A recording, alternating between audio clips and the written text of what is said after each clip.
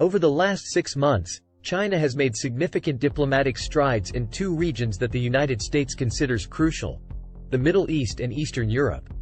Beijing struck a deal with Doha in November, agreeing to supply liquefied natural gas over 27 years, which is the longest such agreement to date. In February, China proposed a peace plan to end the war in Ukraine, positioning itself as a powerful mediator. In early March, China brokered a Saudi-Iran rapprochement that restored full diplomatic relations between the two archenemies. These diplomatic successes have left Americans feeling anxious, especially regarding their Gulf allies' engagement with Beijing. However, the U.S. must acknowledge that its diplomatic decision-making under the Obama administration, with its pivot to Asia, triggered concerns in the region about a potential U.S. departure. A former European Union ambassador to Iraq highlighted the catastrophic negligence and high costs of the West's lack of engagement in Iraq.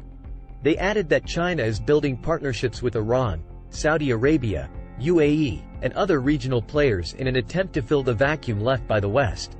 While trade volumes between China and the Gulf have increased in recent years, Washington must understand that these relations are primarily transactional rather than strategic. Chinese energy needs remain at the heart of the China-Gulf ties. 4 out of the 6 Gulf Cooperation Council states have significantly larger bilateral trade with China than with the U.S. Although the recent Chinese-brokered Saudi-Iran deal could signify an attempt to transcend this nature of the relationship and compete with the U.S. for regional influence, surpassing the U.S.'s standing will be a challenge. The U.S. remains the Gulf's top security partner and has multifaceted relations with Gulf states that encompass not just trade but also close military, diplomatic, cultural, educational, and social ties. Israel has maintained substantial technological cooperation with China since the 1980s and has sold spyware to Chinese authorities while welcoming large Chinese investments in its tech sector. Trade relations between China and Israel have blossomed, reaching $22.8 billion in bilateral trade in 2021. Chinese companies have also won tenders for large infrastructural projects, such as a strategic port near Haifa, which has raised concerns among U.S. defense officials about the potential for Chinese espionage on U.S. Navy vessels docking there. The Israeli government and China are negotiating a free trade agreement, which, if signed, will be the first in the Middle East. Israel's engagement with China poses a more significant threat to U.S. interests than the energy deals Gulf countries have struck with Beijing.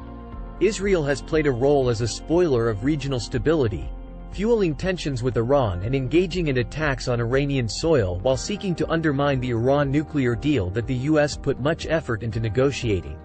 Therefore, the U.S. must look to Israel, not the Gulf, if it wants to curb Chinese influence in the region.